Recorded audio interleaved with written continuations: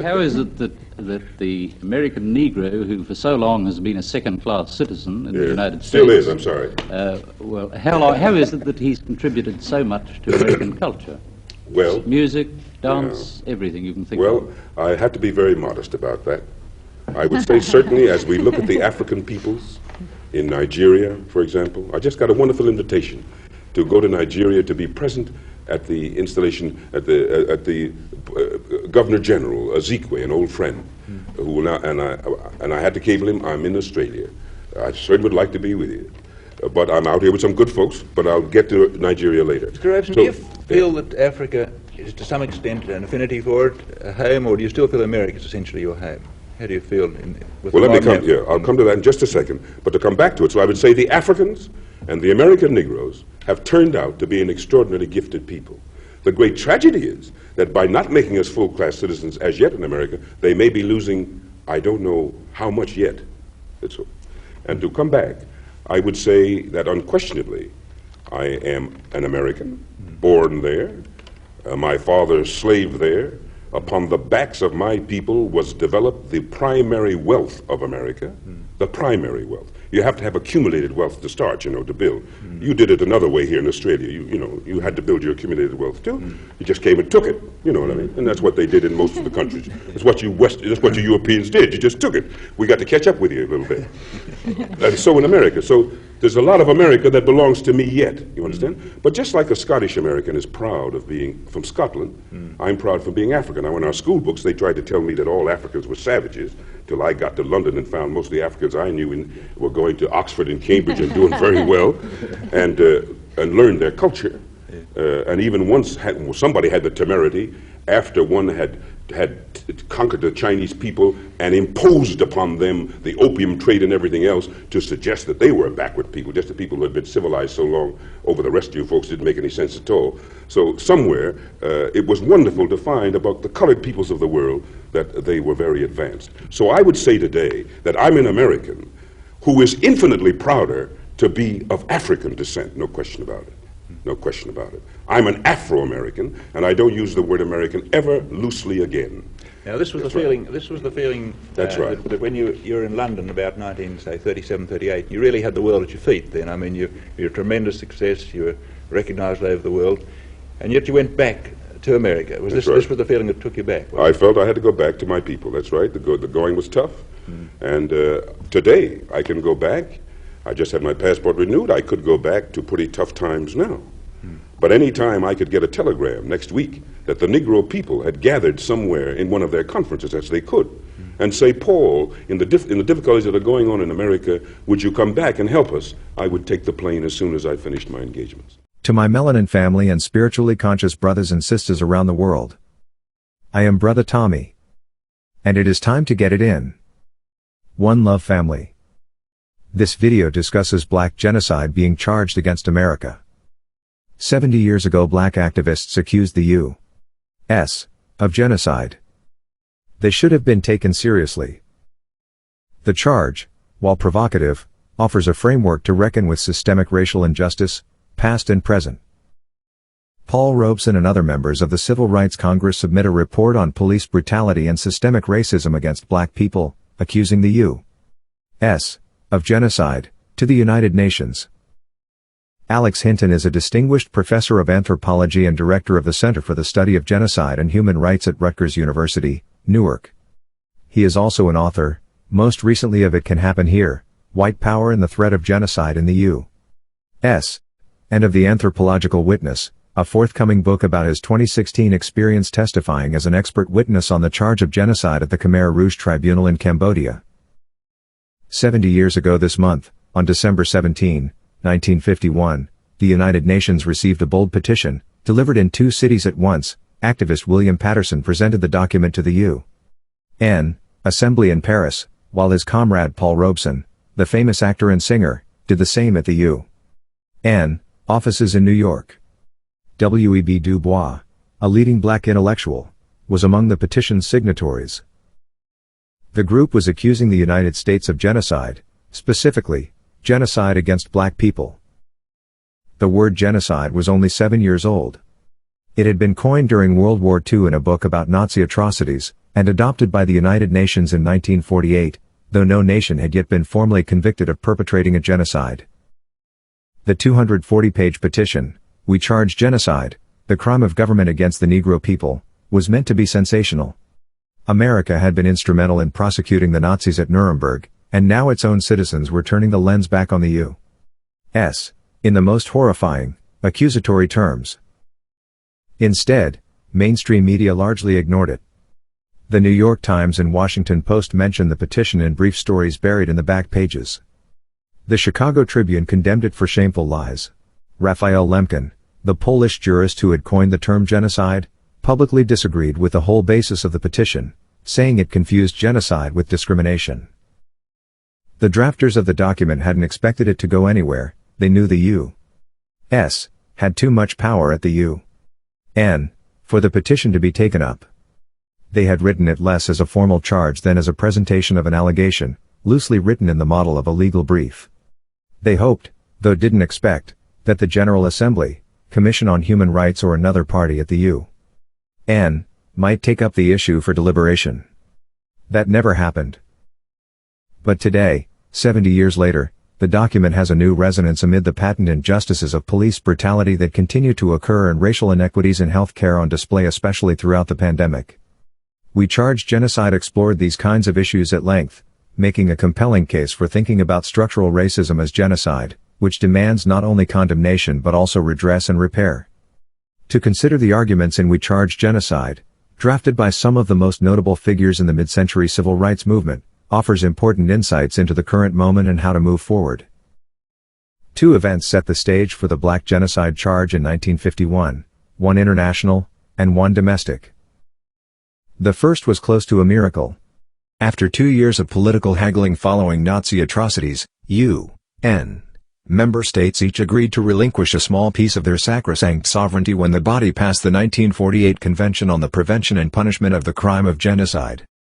This codified a legal definition of genocide, criminalizing group destruction and opening the door to try perpetrators in an international court of law.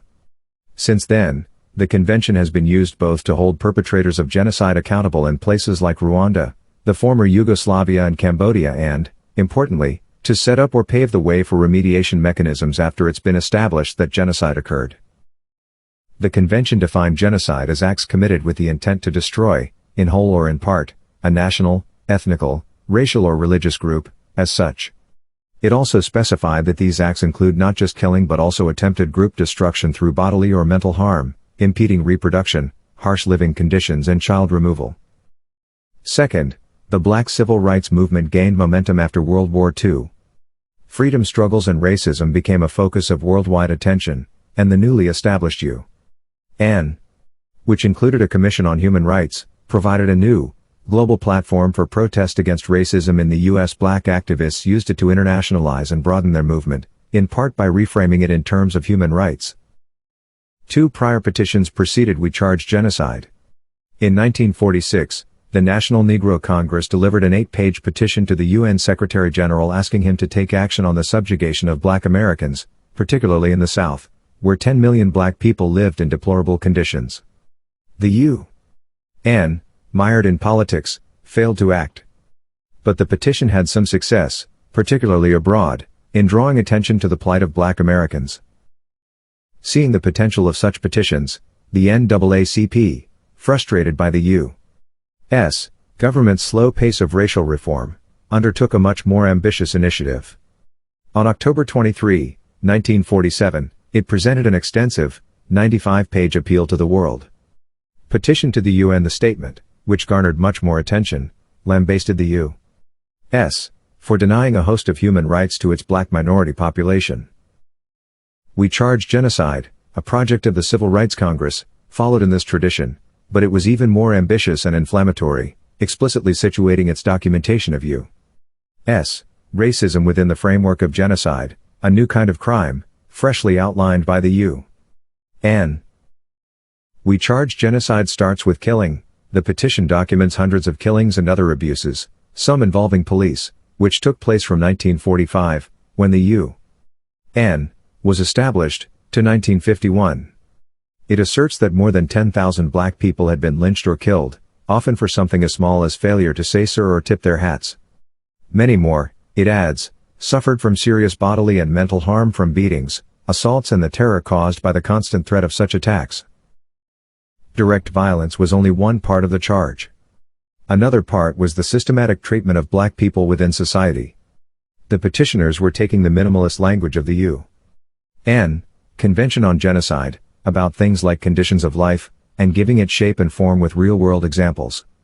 The petition outlines the harsh living conditions to which black Americans were subject, lives diminished in terms of housing, medical care, education, segregation, job opportunities, sharecropping, incarceration, housing, poverty and voter suppression. As a result, the petition states, 30,000 extra black people were dying each year, and black Americans were living 8 years less than white people. Officials from all three branches of the U.S. government, the petition alleges, were guilty of inciting, conspiring to commit or being complicit in such genocidal acts, with examples ranging from police violence to racist laws promulgated by members of Congress.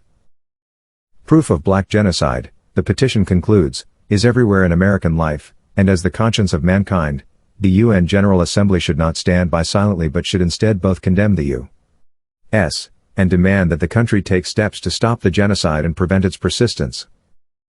The petition had 94 signatories, including family of victims. Some were with Robeson when he presented the petition to the UN in New York, including the widow of one of the Martinsville 7, executed after being falsely accused of raping a white woman. The petition was received by UN officials in Paris and New York. Patterson even discussed it with a handful of delegates from countries like Egypt, Ethiopia, Haiti, India, and Liberia. But no one agreed to take it forward. Cold War politics were a large part of the reason why. The U.S. government, worried about bad PR during the Cold War, mounted a campaign to blunt any domestic and international impact it might have. In 1951, the Red Scare was in full swing. The Soviet Union was nuclear, Mao had taken over China, war was raging in Korea, and Senator Joseph McCarthy was leading now infamous hearings on the communist infiltration of U.S. black nationalists. We charged genocide petitioners were among the targets.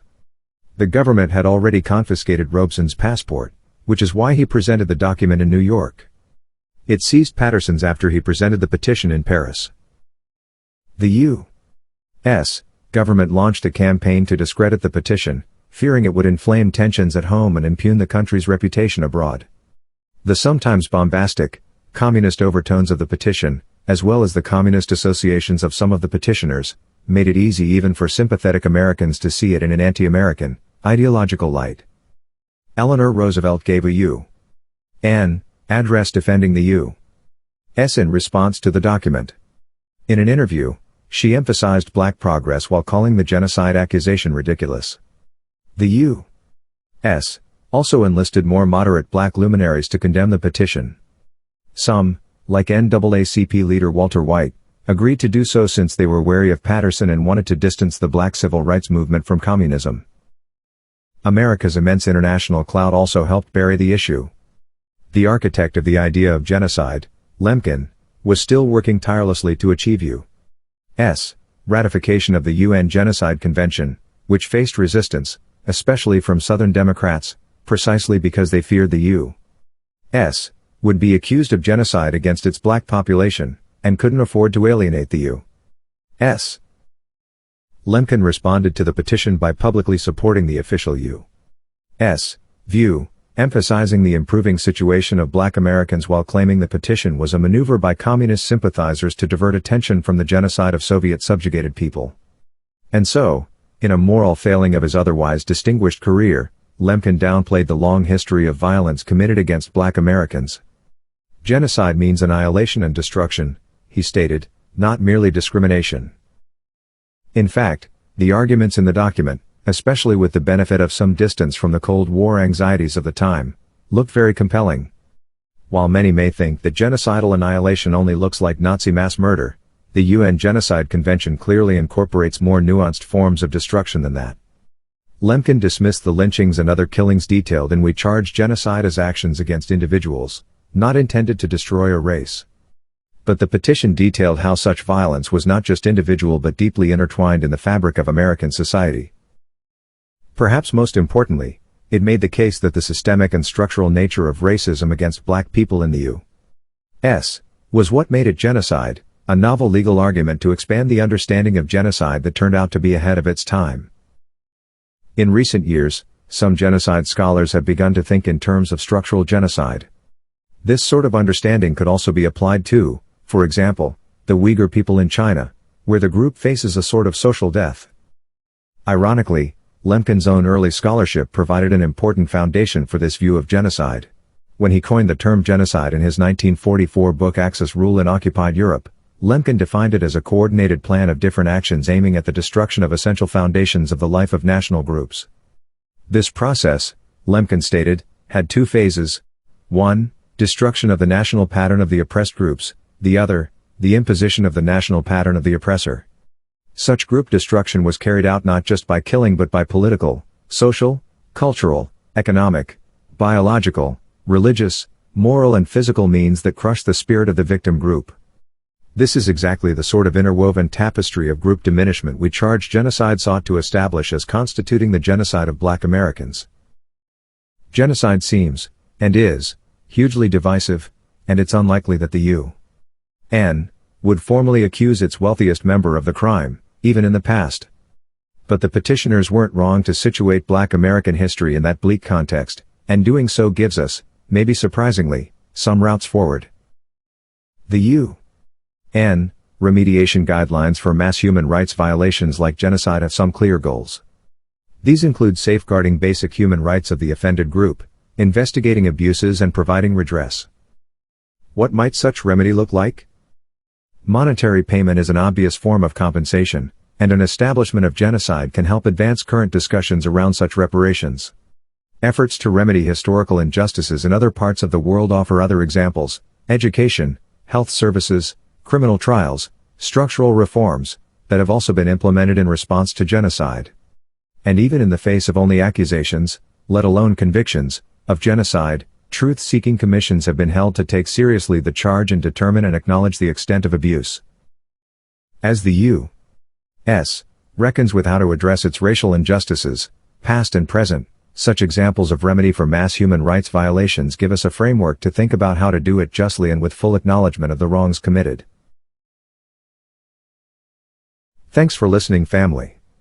Please like the video and subscribe to the channel. Until the next video. Peace.